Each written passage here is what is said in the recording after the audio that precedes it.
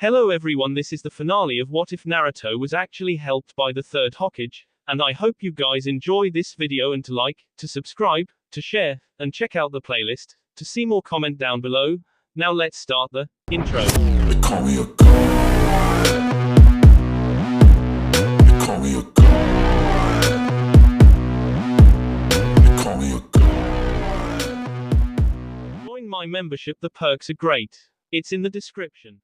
Just as Obito ejected himself from Madara's Susanoo, a mighty wind swept across the battlefield that cleared the ash and dust from the air. A force of allied Shinobi stood behind 8 Biju that were fully transformed and rearing for a fight. Naruto, B, Fu, Utakata, Han, Roshi, Yugito and Gaara synchronized with their Biju and were assigned the great task of eliminating a reincarnated Madara Uchiha. Hiruzen, Sasuke, Kakashi, Anko, who adamantly refused to let her man do all of the fighting for her. Itachi, Shisui, Ai, Darui, Shi, Kitsuki, Onoki, who refused to let his old rival one-up him in his retirement, Akatsuki, Kuretsuki, who followed Anko's example and threatened to melt Naruto's family jewels should he deny her, Kankuro, Baki, Temari, Troublesome Woman, Chojuro, Mei, Haku, why did Naruto marry so many troublesome women? Zabuza and Ayek Ringo, descendant of the previous swordswoman of the Mist, were the frontline support. It was a great collection of the best shinobi from around the elemental nations that could provide mid to long range support for what was sure to be an insane fight. Naruto, being Naruto, led things off. Madara, Shinigami-sama told me that you had escaped. It never ceases to amaze me how low S-like you will go to drag the earth into ruin. HN, and who might you be? I am Naruto in Uzumaki Namikaze and I am the Supreme Commander of the Allied Shinobi Forces, Uniter of Nations, Jinchuriki of the biggest badass of all time and Adonis of the Sheets. Tell ya, what, Madara, play nice and I will give you a one-on-one. HN, you are centuries too young to step to me, boy. Madara flashed his EMS at Kurama and ordered him to come. Naruto barked out a deep and menacing laughter. You think you could take my soul-bonded partner with your monkey marbles? Please. The fact that a 40-story fox made of chakra was throwing insults liberally at the acknowledged strongest ninja of all time made the ally forces sweat drop. However, along with the sweat drops came a substantial boost to their confidence and morale in the face of this legend.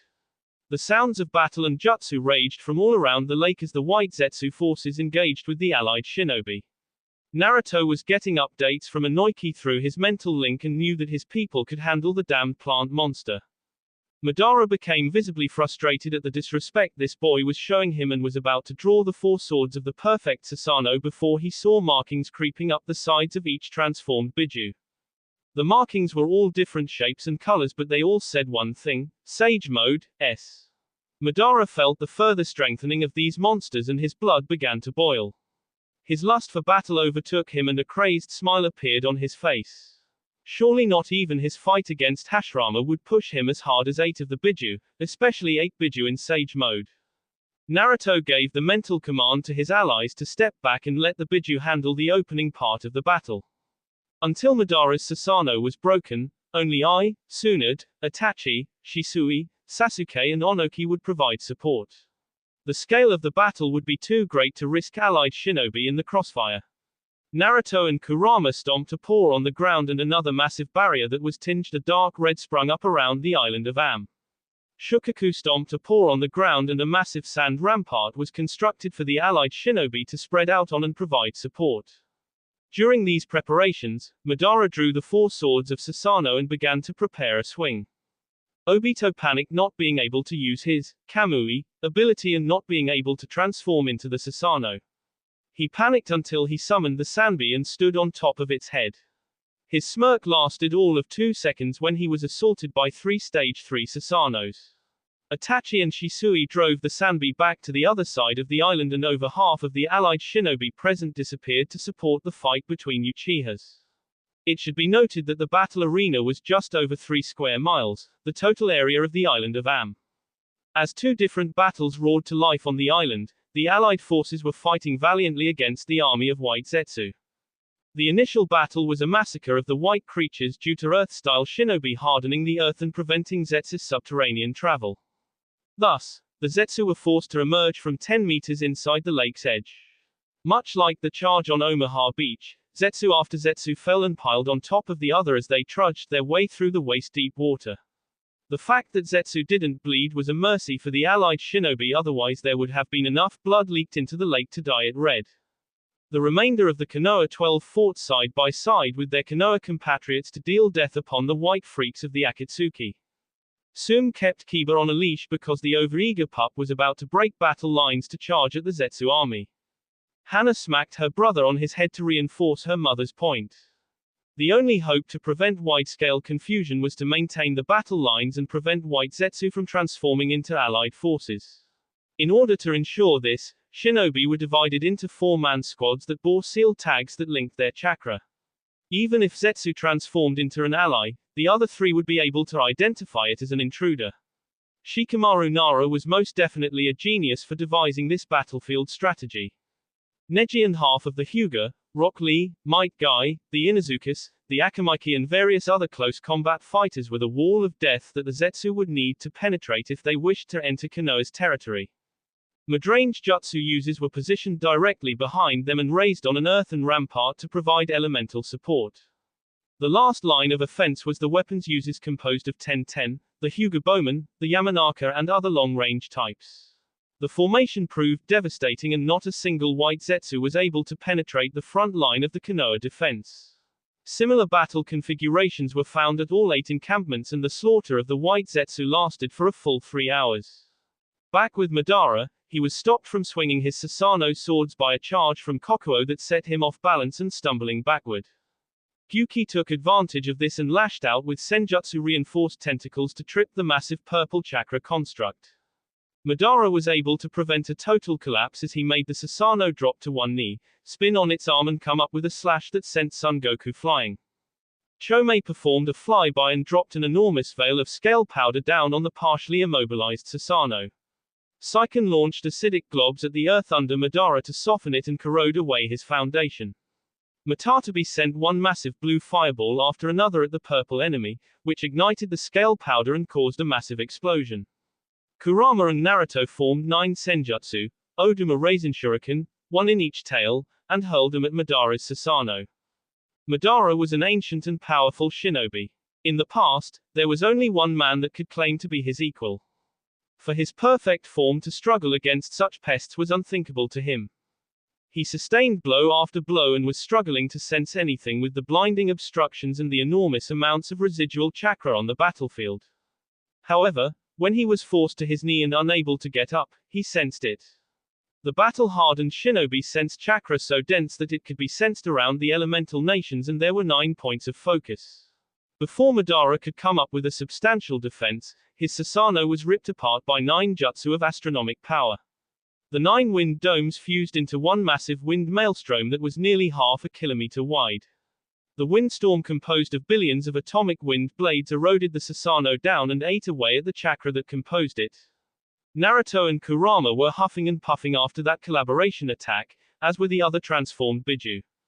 They gained a bit of distance and let their support forces bombard the location with a variety of powerful jutsu. The Jinchuriki dropped their transformations and each of them sank into meditative postures to cool down the chakra pathways and prepare for the next stage of the battle. The light show of jutsu continued to fly overhead of the meditating Jinchuriki for a whole 2 minutes until a massive chakra explosion drew their attention to the massive crater.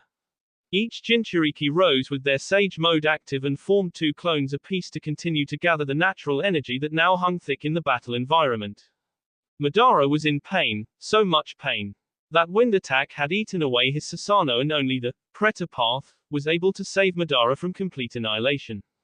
Luckily, the allied jutsu that began to pepper his location didn't do much damage to him and he was able to absorb some of the attacks. The absorbed chakra worked well with Hashirama's cells to rapidly heal his wounds and allowed him to continue the fight. He was finally able to stand on his feet and declared that enough was enough as he sent out a chakra blast to halt the incoming jutsu. He looked up and noticed he was in a crater that was nearly 200 meters deep. In fact, it was so deep that water began pouring into the crater, which made Madara ride the water to 50 or so meters below the rim of the newly formed crater. He looked up from his new position with a wry smirk on his face as 11 figures appeared over the edge and peered down on him. Unbelievable, muttered Naruto as he saw Madara standing there. Indeed, Naruto-kun, answered Hiruzen. Yo, this Madara fool ain't such a tool. Hit can take a hit just like Master B can spit. Enough, B. Serious mode, brother, I said as he activated his lightning cloak. Okay, guys, no holding back. Let's take it to him close range. Give me an opportunity to seal him. Aim for the eyes, we need those Rinnegan out of the picture. Naruto said. Madara laughed madly at the futile resistance that these mere humans were putting up. He was a god, and it was about time he showed it to these mortals. Madara performed some hand signs, bit his finger and slammed his hand on the ground. A measly puff of smoke was all he got for his efforts. He looked up to see the infuriating smirk of that damnable blonde. What have you done to the Gedo Mazo? He screamed in fury.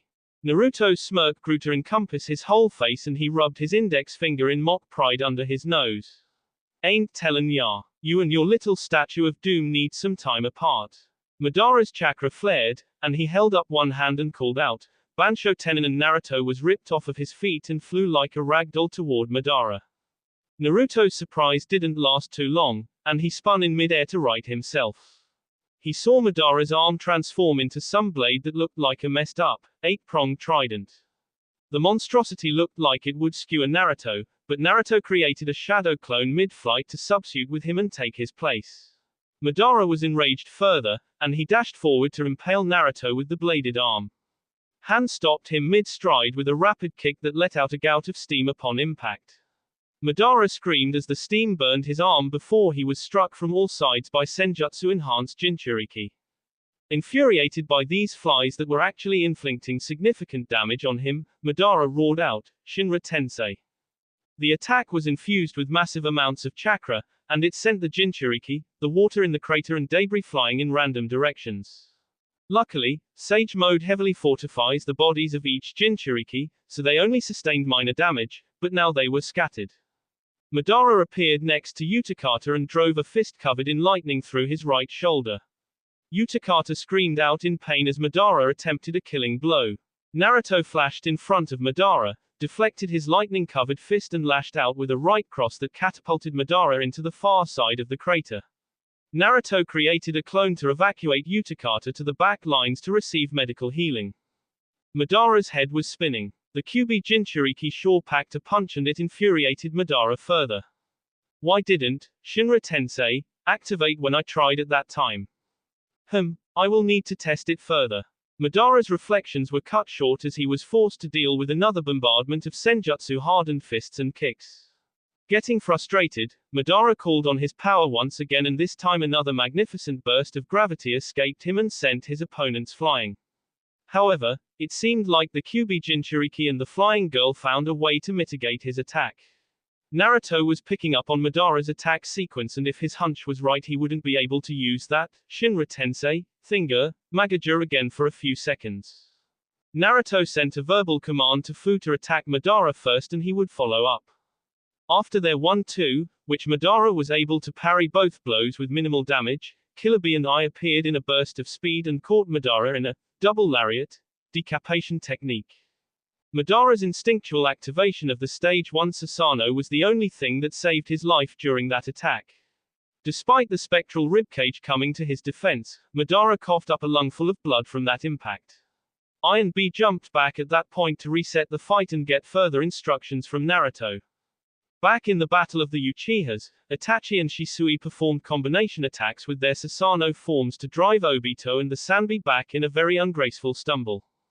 The massive turtle protected its summoner from most of the damage, but it could not gain the initiative.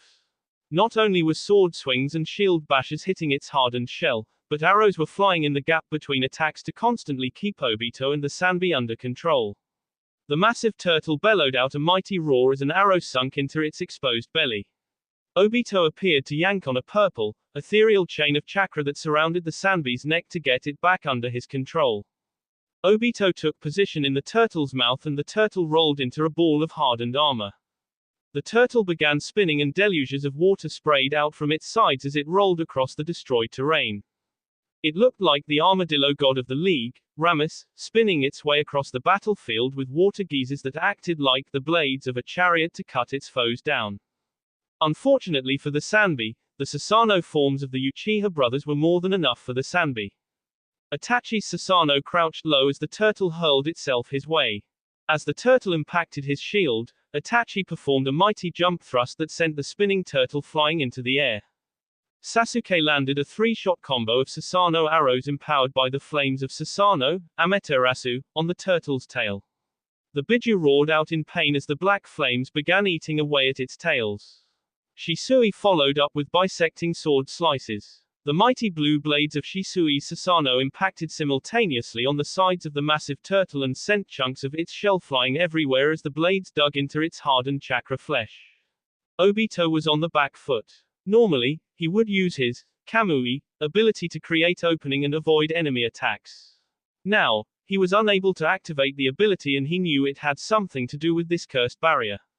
Before he could figure it out, his whole city was leveled, and he was forced into this fight. Now, he was separated from his master and at a clear disadvantage against his traitorous Uchiha brethren. He felt the black Zetsu crawl on his arm and deliver a message. Obito, hurry up and finish your fight. If you cannot beat those weaklings, do not bother showing yourself before me. That is what Madara said. Oh, and that white Zetsu army we have spent the better part of 2 decades creating is getting decimated. If you don't hurry up and end this fight you will have to fight the whole allied force. Damn it, why doesn't Master call in the Gedo Mazo? Surely, the great beast could destroy this barrier. He tried and he cannot summon it. After analyzing the barrier, it is a masterpiece of Fuinjutsu. It prevents all space-time techniques and it draws on chakra from all those inside it to power itself. There are 8 focal points that are holding it up, but they are well guarded.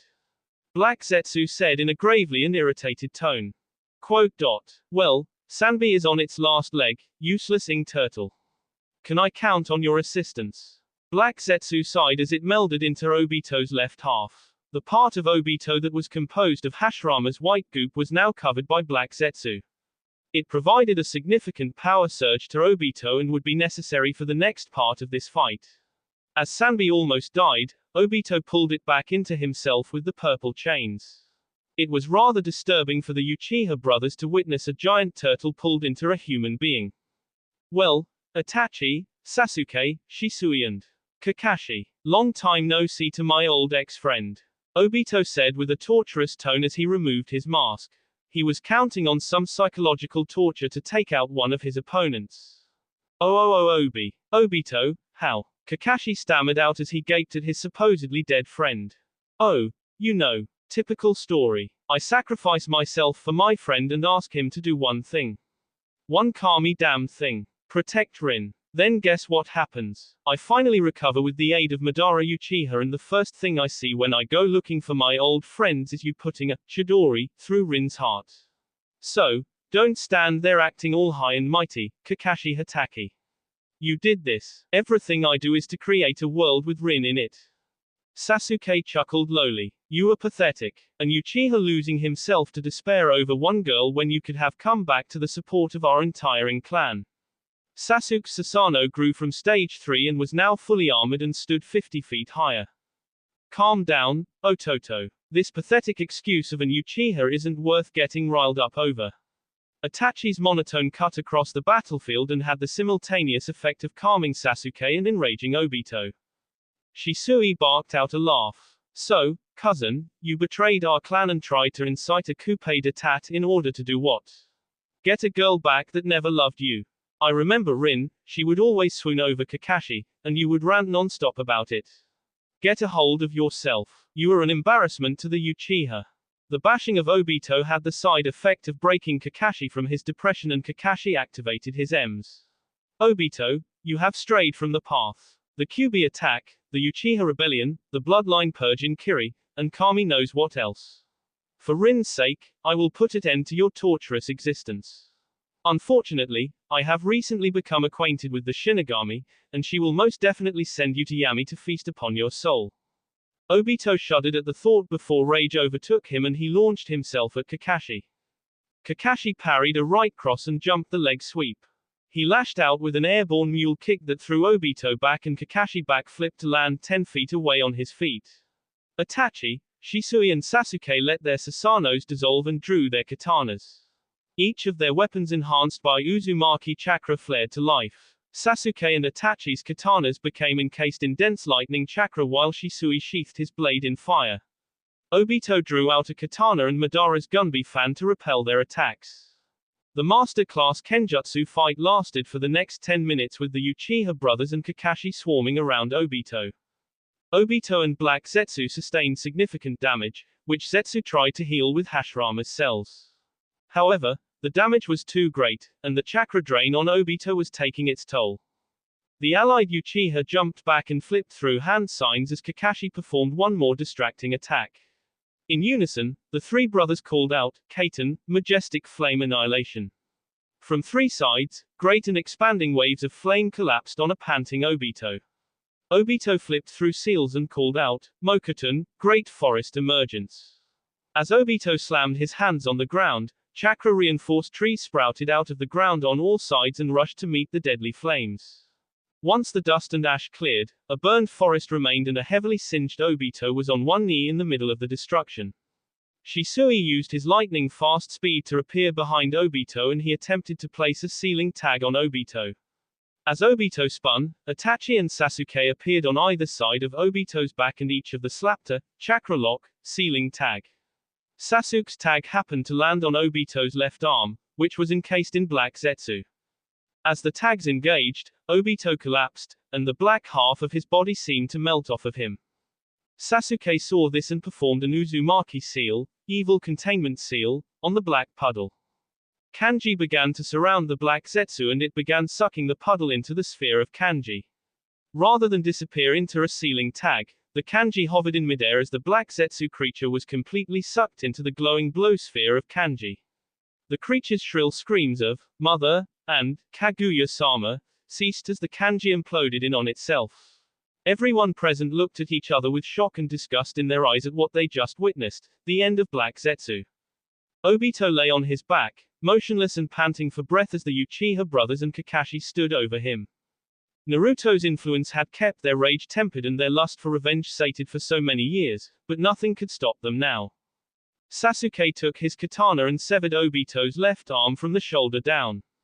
He stabbed his blade into the joint and twisted it slowly and persistently until the unnatural, white arm separated from its host.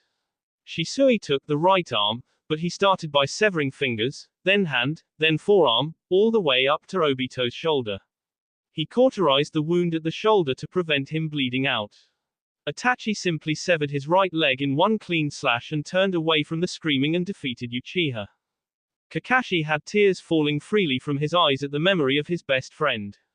He had spent so much time apologizing to Obito at the memorial stone that he had honestly lost count. If Naruto hadn't saved him, then he would likely have become some washed up, no good teacher that read instead of teaching his students. Kakashi wiped tears from his eyes as he spoke to his fallen friend. Obito, not a day went by that I didn't think of you, Rin-sensei. You killed Sensei, Obito. You chose to remain in the dark, so to darkness I will send you. As a last favor, I will pen Naruto to ask the Shinigami to let you see Rin once more before you perish in Yami's domain. I regret nothing, except, trusting you, with Rin. Obito struggled out the defiant last words of a full-through panting breath. His whole world was pain, and the darkness was creeping in upon the edges of his vision. At this point, he would welcome the sweet release of death. I'm sorry, did you say something? Kakashi broke the tension of the moment as he concentrated on the bit of earwax his left pinky finger had dug out of his ear. Damn you, Kakashi. Kakashi took his blade and plunged it into Obito's heart. He ignited the blade in lightning chakra to ensure a definitive end to his old friend's life.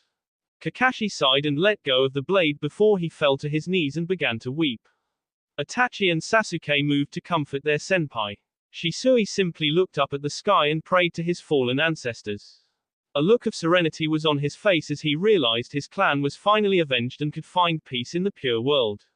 Sasuke helped Kakashi to his feet as Itachi closed his eyes and sent a mental update to Inoki. Inoki-san, The fake Madara is dead. Lower the outer barrier and let Naruto free. Understood, Itachi. Stand by. 30 seconds later, the barrier around the whole lake dissipated and a mental update came in through Inoki. Barrier down. Rejoin Naruto and finish this. Understood. Back with Naruto and the Jinchuriki. Madara had finished coughing up blood as he looked at the 14 ninjas that stood in defiance of him. He thought about how his plans had fallen apart and how he was not resurrected at full strength. Pain was supposed to use the Gedo Mazo, with all Biju sealed inside it, to power his resurrection and make him stronger than ever. However, this pest, this Naruto Uzumaki Namikaze, obstructed his plans at every turn. This resulted in him being resurrected at his old power level, rather than the power level of a god. The damage he sustained from the attacks was significant, but it was nothing he couldn't heal away with time and a bit of chakra. He needed time to restore his chakra and bring out his Susanoo once again. Tell me, boy, tell me why you resist my plan. With the infinite Tsukuyomi I could bring everlasting peace to the world. Because you're an idiot, that's why. If you sealed all Biju back inside that statue, you resurrect the Juubi. That is not something you could control. Naruto's tone was snide and derisive. Even if you could control it, I doubt your plan based on ancient Uchiha texts would work. Not to mention a peace achieved by robbing humanity of its free will is not peace. It is slavery. Foolish boy. A mere brat could never understand. Oh, can it, you old fossil? I am the agent of Shinigami in this mortal realm. She tasked me with returning your soul to her. She was quite upset that you managed to escape. She is going to have fun torturing you with Yami. You think you can kill me, boy? I am a god amongst men. Naruto cut him off right there. You are no god. You are a manchild playing at being a god. At that moment, Naruto saw the blue barrier shimmer out of existence. He had gotten the mental update from Inoki and that was all he was waiting for. It is time to end this. Naruto drew out Whirlpool's Edge and Heaven's Rampart and flashed into his golden cloak. Madara took out some kunai and took a defensive posture. Madara heard the whisper of Flying Raijin, Horatian, third step, before he was surrounded in flashes of gold. Each flash was accompanied by multiple slashes of wind-enhanced swords. The Madara that was in front of Naruto transformed into cuts of fine wooden splinters, but the golden flashes didn't stop there. In Sage QB mode, Naruto could sense exactly where every copy of Madara was. Golden flashes splashed across the battlefield as multiple wood clones of Madara were ended. When the golden light show ceased, Madara was on his knees behind the allied ninja that bore witness to Naruto's final attack. Madara was cut to pieces. He was missing both hands, each arm severed at the elbow. He had several deep gashes that ran the length of his torso, and it looked like the face of Hashirama that was over his heart had been completely stabbed through. Madara was kneeling on stumps for legs as the twin swords kept him in an upright position. Madara's face were twin streams of blood as there was a horizontal slash just deep enough to destroy the Rinnegan eyes. The blood poured freely out of his eye sockets and Madara coughed up multiple mouthfuls of blood. I have nothing to say to a dead man. Naruto said as he bit his thumb and summoned the Shinigami. Shin came in her mortal attire, terrifying mask with rotten teeth bitten into the hilt of a knife. The billowing white robe of the Shinigami and the unkempt white hair flew about in the wind, even though the whole mortal realm was stilled. The Shinigami spoke for all to hear and her voice was full of frigid rage. Madara Uchiha, you dare to defy me and escape my realm. For your transgressions, your soul is to be devoured and snuffed out. Yami will join me in my feast. Repent, mortal, for claiming yourself a god. The Shinigami plucked the knife from her mouth and plunged it into Madara's chest, between Naruto's swords. An ethereal soul could be seen traveling through the blade until the Shinigami brought the blade to her mouth and swallowed it. The existence that was once Madara Uchiha ceased to be. The Shinigami turned to Naruto and bowed politely to her champion and the only mortal she has ever loved. Naruto-kun, you have done me another great service. As is custom, I owe you a favor. Naruto rubbed the back of his neck sheepishly before he got down on his knees and prostrated himself to the Shinigami. Shin, I know I asked too much. I will continue to serve you for the rest of my life. I ordered the attack on the city. I ordered that. Fits of tears broke Naruto's address to the Shinigami. If it is possible, could you revive the souls that I claimed?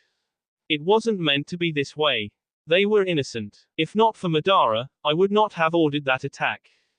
The Shinigami seemed to think for a bit. The air hung still in a frigid silence as Shin decided whether or not her love was asking too much of her. Eventually, she sighed. Naruto-kun, I will do you this favor if you agree to serve alongside me after your mortal life.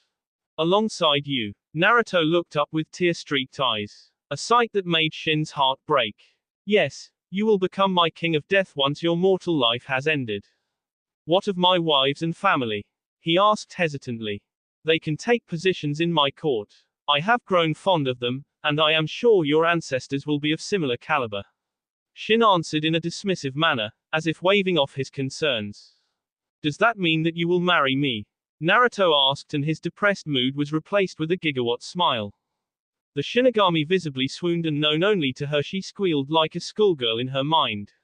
Finally, Shin could no longer restrain herself and she transformed into the visage of beauty itself. She ran to Naruto, picked him up off his knees and planted a literally soul-searing K onto him. Later, Naruto would find out that the Shinigami used the K to join their existences, which imparted him with even more power. Yes, Naruto-kun, I will be yours, and you mine, for eternity. Shin said in an enchanting and happy voice. Naruto scooped Shin into his arms and spun her around in happiness. Fu, Bi, Gaara, Han, Roshi, Utakata, Yugito, Hiruzen and everyone else watching had their jaws on the ground. A seal-less shadow clone popped into existence, unsealed Naruto's camera and began taking a hilarious series of pictures. They were each struggling to process the fact that their leader successfully courted the goddess of death, on top of 9 other women. This story would become legend. The legend of Naruto Uzumaki Namikaze, God-I'm Hokage, Supreme Commander of the Allied Forces, Second Elemental Flash, luckiest bastard in the universe, bringer of peace, merciful master and future king of death. After the scene ripped right out of a romance novel, Shin asked Naruto to look away. She admitted that she didn't want him to see her doing this. He gave her a chaste K on the lips before turning around and closing his eyes. The beautiful figure of the Shinigami clutched the purple prayer beads to her chest and her whole figure glowed silver. Her jaw seemed to unhinge and green wisps of light darted out of her mouth. Thousands of green, ethereal orbs darted all across a megacore, and wherever a green orb landed, a human rose from the chaos left on the battlefield. In total, 15,000 people stood looking around at the darting green orbs, and they were completely befuddled. They died with their city intact and a sense of doom hanging over the battlefield, but they rose with their city destroyed and massive craters littered their former home. They stood in stunned states wondering what was going on until a massive, golden-orange fox seemed to rise out of nowhere. They all noticed the golden fox with 9 swishing tails that seemed to have 2 humanoid figures in the centerpiece of its head. Ara, Kurama-kun, this is a pleasant feeling. May I dine on some of your chakra? Shin said in a flirty and teasing tone. A massive sweat drop formed on the massive chakra fox as Kurama responded. Shin-sama, please don't. I am already exhausted after this battle and the kit's chakra network is already strained enough. Oh. Kurama-kun, you worry too much. Naruto cut Shin off with another K that made her blush. Enough, Shin-chan. Next time you visit we will prepare a chakra feast for you. For now, we must address these people before mass hysteria breaks out. Kurama's fox head peered around the torn landscape at the people that were recently revived. Kurama used his form to project Naruto's message across the landscape. The red barrier faded, and the Allied forces were able to witness their leader's closing address for this war. People of Omegacore no Sato and the remnants of the coalition forces, I am here today not as a god of war, but as a messenger of peace. I seek no more death nor destruction today. I have dealt with the leadership of the Akatsuki and the false god this nation worshipped. At these words, a very confused Nagato peered up at his estranged cousin. I do not seek to dominate you nor rule over you. I do not know what you were told by your previous leadership, but this war only started because the Akatsuki preyed on your fear of the Great Five uniting. If you do not believe my words, you are free to visit Hoshi, River, Kusa and Oto that have been peacefully occupied by the Allied forces for the better part of the last 2 months. Naruto paused here and squeezed Shin's hand as she stood next to her future husband and king. If you are wondering what happened today, Thank this beautiful lady standing next to me. I am Naruto Uzumaki Namikaze, champion of the Shinigami and soul-bound partner of Kurama the Kyuubi no Kitsune. Madara and Obito Uchiha forced the battle to start while they were still hiding behind you, the innocent people of Omegacore. I did my best to protect as many people as I could from our initial attack, but those of you here were caught in the attack. For the last 3 hours, you have been dead. By the grace of Shinigami-sama, she spared your souls and gave you a second chance at life. There was a deafening collective gasp from the crowd as they processed the news. Mutterings and shouts of denial sprang up from the crowd until Shin floated over them and flared her presence. What my future king tells you is true. Do not defy my love or I will revoke the kindness he showed you. Her ethereal voice with a tinge of anger carried across the battlefield. Immediately the crowd silenced itself and an uneasy aura settled over the battlefield. Look, everyone, it has been a long day. I understand that you are confused and that you have probably lost everything you owned. I will not apologize for destroying your homes and possessions, but I will offer you assistance and a path forward. We will set up relief camps and we will help you find new homes. This land is beyond repair and I will not allow the city of Omegacore to be rebuilt as a cautionary tale to future generations that would try to destroy the peace we are establishing. For now, please follow one of the land bridges to set up at one of the relief camps. I will talk with the leaders of each nation to help you find a new home and a new life. Thank you for listening to me and thank you for your future aid in bringing peace to the elemental nations. After his address was complete, Naruto dropped his Kurama transformation and settled on the ground with Shin. He locked his azure blue eyes with her magnificent silver orbs. Shin-chan, can I ask one more favor of you for one of my few remaining cousins? Shin smiled regally at him and nodded her head. Could you revive Konan, one of Nagato's only friends? I killed her in Sunagacore a while back and I want to make a peace offering moving forward. Ara, Naruto-kun, such a big favor to ask.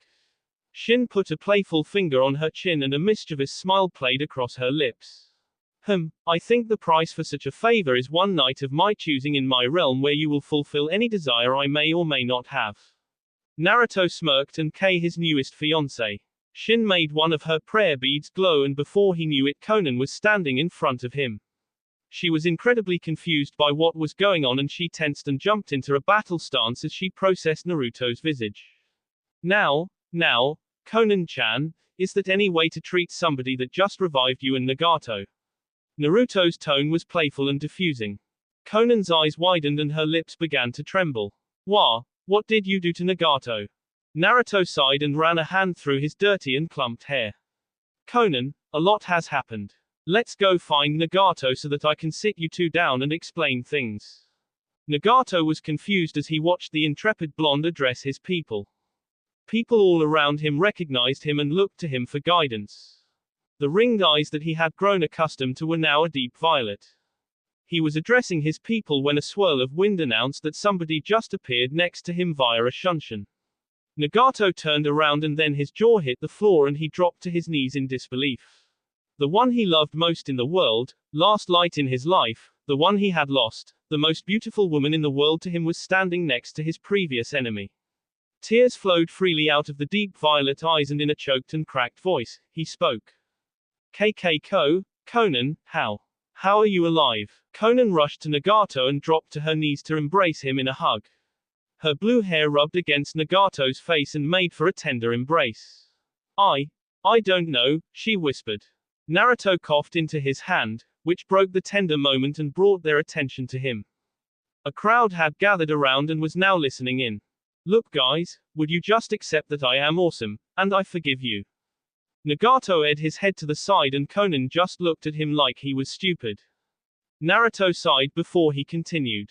Okay, look, Nagato is one of my last remaining relatives. I almost had him on my side before that Zetsu Madara took control of his body and revived Madara. We have won the war. We have united the elemental nations. I chose to show mercy today and basically sold my soul for eternity, admittedly it was to a woman I love, in order to revive all of these people. All that I ask is that you give me a chance. Join me in sustaining this peace and bringing prosperity to the elemental nations. Help me bring happiness to as many men, women and children as we can. That is all I ask in return for bringing you two back. Nagato looked pensive and Conan was looking at him bug-eyed. Conan chose to speak. You are not going to charge us for our crimes against you. You would allow us to live in peace. Mayor, you are family and I know some people. We may not be able to have you guys in any major city, but I think I could set up a nice little house for you two on Azuchiogakure to live out your days in peace. Why? Was the one-word question from Nagato. I told you, cause, you are family. I forgave Iwa, Kumo and Kiri for destroying Azu. My wife forgave Kumo for trying to kidnap her. Iwa, for the most part, forgave my father for decimating over 1,000 men. I am not looking to dwell on the past. I can feel your hearts, Nagato and Conan. I know that all you desire is peace, so join me and help me. It is within our grasp. Set up on Azuchio and start to rebuild it.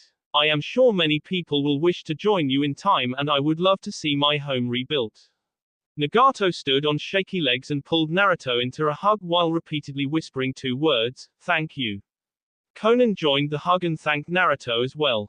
Naruto told them to join their people and he would get in touch with them later. When they asked how, Naruto tossed a familiar three-pronged kunai to them. That night a massive celebration was held in the relief camp and the allied encampments. The Fourth Great Shinobi War was over, and everyone chose to listen to Naruto. Sure, the peace would be shaky at first, but at least every nation on the continent was moving in the right direction.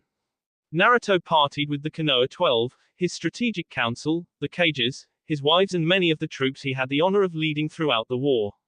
It was a joyous night and the party carried into a beautiful sunset that crept over the lake.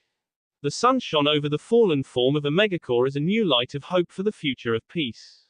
Epilogue. Naruto carried on his leadership role for the next 10 years. He worked as Konoha's Godime Hokage and the leader of the Allied forces. The Allied forces demobilized and turned into a police force that occupied the lesser nations. After 3 years, each of the occupied nations was freed and leaders were elected by the people. The people unanimously elected leaders that would support Naruto and help promote prosperity to the elemental nations. The role of Allied commander became a coordinator of international events and a holder of the peace. Ninjas from each nation held their positions as Allied shinobi as the highest honor they could seek, and they received missions and updated orders from embassies that were located in every major city of the elemental nations. Naruto's family was granted a position of nobility and the daimyo of each nation elected him as mediator of all their meetings. Naruto didn't really appreciate this duty, but it was essential for him to synchronize his efforts and make sure that each nation's needs were addressed. The daimyo never figured out that they only ever talked to shadow clones, but hey, if it ain't broke, don't fix it. Naruto used his position with the daimyos to deliver prosperity to every nation, which was greatly appreciated by the people of the elemental nations. As Godime Hokage, Naruto instituted many reforms that were heavily supported by the people. Every 10 years the people were given the right to vote if they wished for the continued reign of the current Hokage. This inspired other nations to follow Konoha's example, which made the people feel like they had a voice. Naruto also expanded the Hokage Tower in order to fit all of the new support staff that he hired. These support staff worked to support the council in an effort to help them govern. This reduced Naruto's Konoha-related paperwork drastically, much to Hiruzen's lament. Naruto only dealt with 1/10 of the paperwork that Hiruzen had on a daily basis. After 10 years of leading the elemental nations, Naruto stepped back from his international leadership role in order to spend more time with his family. Naruto was blessed by the women in his life and each of them played a key role in helping him bring prosperity to the country. Hinata blessed him with 4 children in 10 years and last year she birthed twins. Samui was slower on the baby manufacturing, but she was pregnant with her 3rd child. I and B doted on the strawberry blonde children with many gifts of shinobi origin. Samui left them both with bumps on their heads when I gave a 100-pound weight set to her 5-year-old boy. Kuretsuki took over the Tsuchikage role from her father last year and she decided to stop at 2 children due to her duties as Tsuchikage. A Naruto blood clone constantly helped her raise the children in Iwa and she spent the weekends in Konoha with the rest of the family. Haku was a totally devoted wife, and she wanted a massive family, so she was on her 5th pregnancy and had triplets with Naruto 2 years ago. Anko finally caught the baby fever and cranked out a boy and a girl to join in the craziness. Both children had their mother's purple hair with Naruto's electric blue eyes. Temari has blessed Naruto with 3 children, 2 of which popped out with the Uzumaki red hair. Gaara and Kankuro would pay Naruto in sake to flash them into Konoha over the weekends to spend time with their nieces and nephews. Ino was a creator of beautiful blonde babies that were full of spunk like their mother. The 5-toe head blondes running around the Namika's compound were testament to that. She and Namika's birthed 2 children for Naruto and found that her time in the Namika's compound was the biggest blessing in her life. The shrieks of children and the biggest family in Konoha filled her heart with joy. She was trying nightly with Naruto because she really wanted a baby boy, despite how much she loved her baby girls. Koyuki Kazuhana Uzumaki was given the painful blessing of giving birth to quadruplets. It was a hectic pregnancy that required constant attention from Tsunade and daily chakra infusions from Naruto. Tsunade made sure the pregnancy went through without any major setbacks, but Koyuki decided that 4 was enough for her. She stayed with Naruto in Konoha and Sandayu continued to rule in her stead. She would walk to Spring Country every Tuesday for their council meetings with Naruto, who was asked to be an honorary ruler of Spring Country. Finally, Shin regularly spent time in the Namika's compound. Her presence became a regular this amongst the Uzumaki Namika's family. She didn't officially marry Naruto because they were from 2 different realms, but the Death Goddess had centuries of that she made Naruto help her with. Turns out that Naruto's chakra application tricks even work on goddesses. She has gained the approval of Naruto's wives and they all look forward to spending the afterlife together with their family in her court. The first international reform that Naruto made was using ninjutsu for the betterment of the people. Earth users would create highways, till fields and help with the agricultural production around the elemental nations. Water users helped to reroute waterways and provide proper irrigation of the fields. They also helped to set up hydroponic power plants that provided electricity to nearby cities. Fire users were commonly used to burn fields, work in various forms of energy production and helped wherever needed. Lightning users developed chakra batteries that powered the new developing technology that was popping up everywhere. Turns out peace provides a great opportunity for development. Wind users didn't do too much to Naruto's chagrin. One major thing that Naruto has done is declare that the Biju will no longer be sealed into human vessels. The Biju gave their consent to spend the remainder of their host's life with their partners, but the death of Roshi last year marked the first freeing of the Biju. Son Goku took up residence on Uzushiogakure and lived in the jungle there. Naruto worked regularly with him to create quality farmland through the use of his lava jutsu. Son Goku was paid in barrels of the finest sake or whiskey, which was the payment he requested. Travelers initially freaked out when they saw a massive red gorilla walking casually throughout the elemental nations, but each Biju was allowed to choose a squad of allied shinobi that they would travel with. These shinobi were all at S rank and were tasked with protecting the Biju from any would-be attackers. Nagato revived Uzushio and became responsible for maintaining the new home of the tailed beasts.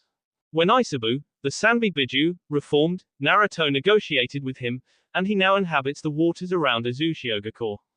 He patrolled the oceans and was responsible for the death of the pirate trade. Isabu also worked over the years to bring life back to Suna's desert. He would use massive water jutsus to create oases that made travel through the desert a much more pleasurable journey.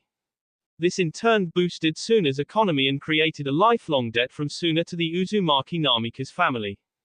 Isabu wished for payment in gold, which he hoarded in his caves scattered throughout the oceans. Isabu was overjoyed when Kurama introduced Naruto as the child that the sage spoke of. Naruto appreciated Isabu's laid-back attitude and developed a seal that would prevent him from ever being sealed again. Isabu cried like a baby when Kurama held him down and Gyuki pierced his right tusk. That piercing held the anti-sealing tag that protected him. Another major change was the development of railroads that linked each nation to further enhance the bonds between countries. These railroads were developed using Spring Country as a model, and after 10 years there were veins of railroad linking every major nation. Allied shinobi of C to B rank were responsible for coordinating with each nation to provide security to the trains. The people of the nations credited Naruto for inspiring this development, and the rapid transportation helped to eliminate xenophobia over time. One hilarious event that happened over the past 10 years was the all-out fight between Naruto and the IB combo. The event was televised, and people set up all around the barrier that hosted the legendary battle. The battle was held in the foothills of Kumo, and a 3-square-mile barrier was set up for the battle-crazed trio. Naruto clones dashed around the battlefield capturing footage for the televised event to the grade of the people. The battle lasted for 5 hours and each of the three looked like minced meat in their post-fight interviews. Naruto was credited with the win, and this established a semi-annual tradition where the previous victor would accept new challenges. These events inspired the new generation and made sure that the leaders of each nation stayed strong. Flashing forward to the end of Naruto's life, he lived to be 90 years old before he asked Shin to take him to the pure world. He could have lasted much longer, but he wished to be reunited with his wives. He took regular trips to Shin's domain to visit his wives and some of his fallen children. His heart was no longer in the living realm, and he was confident that he had left the elemental nations in good hands. He announced his intentions to the elemental nations and demanded that there should be a massive party held on the day of his death rather than mourning. On October 10, 90 years after the Kyuubi attack, Naruto flashed to Uzushiogakure, a gathering of the Biju and the leaders of the elemental nations. Each leader signed a blood pact that Naruto created that promised the sustained freedom of the Biju. Each Biju had their own protection, but Naruto wasn't going to chance it. All 9 Biju signed agreements stating that they would not attack unprovoked and that they should use diplomacy first to handle any future disagreements with humans. Every leader signed the pact in blood, each Biju put some of their chakra in as well, and every future successor would have to sign the pact as well. The Uzumaki Namikaze family was responsible for managing this pact, which Naruto's great-grandchildren swore that they would uphold. On Naruto's 90th birthday, Naruto worked with Shin to completely free Kurama from his seal.